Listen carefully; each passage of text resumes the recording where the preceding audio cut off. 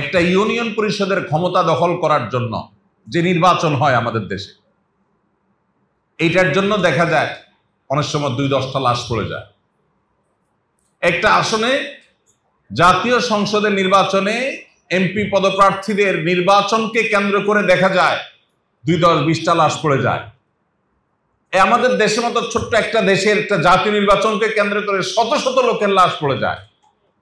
আপনি কি জানেন প্রথম এবং দ্বিতীয় বিশ্বযুদ্ধে কত মানুষ মারা গেছে? নিশ্চয়ই আমরা জানি অনেকে।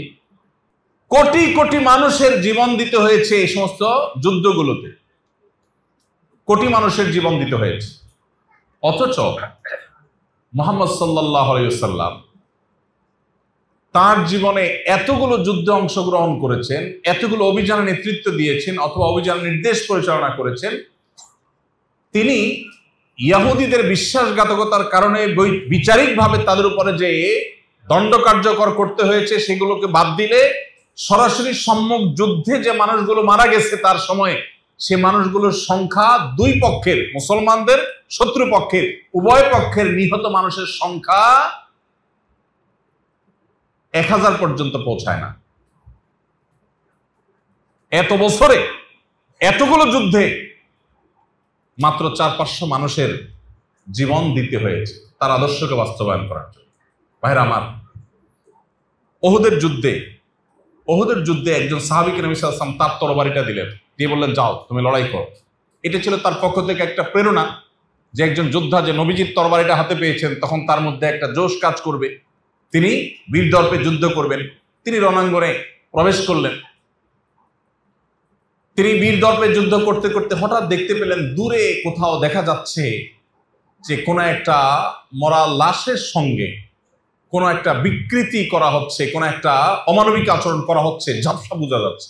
তিনি ছুটে গেলেন সেখানে, দৌড়ে গিয়ে দেখতে পেলেন যে লাশটার সাথে অমানবিক আচরণ করা হচ্ছে সে লাশটা রাসূলুল্লাহ সাল্লাল্লাহু আলাইহি ওয়াসাল্লামের চাচা, মুসলমানদের পক্ষে, এবং লাশের বুক চিরে কলিজা বের করে চাবানোর মতো নির্মম কাজটা করছে একজন নারী। তিনি তরবারি বের করলেন। শরীরের সমস্ত রাগ একত্র হয়ে যখন তার রাগ চরমে আঘাত করতে যাবেন তখন হঠাৎ করে কিবিতে তিনি আবার তরবারিটা ঢুকায় ফেলেন।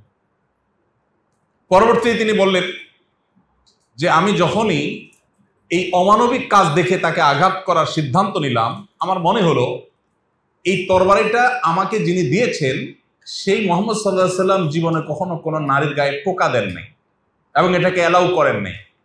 তো আর যা হোক তার এই তরবারি দিয়ে আঘাতটা আমি করতে পারি না। তিনি সেখান থেকে ফিরে আসলেন।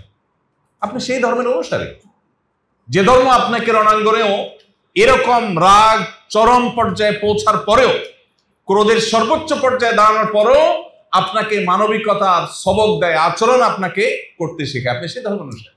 ভাইরা আমার, দুর্ভাগ্য আমাদের যে আমরা আজ নবী সাল্লাল্লাহু আলাইহি ওয়াসাল্লামের সেই সিরাতগুলো না জানি না সেগুলো চর্চা করি। আল্লাহ আমাদেরকে নবী সাল্লাল্লাহু আলাইহি ওয়াসাল্লামের সে সমস্ত আদর্শ অনুসরণ করার তৌফিক দান করুন।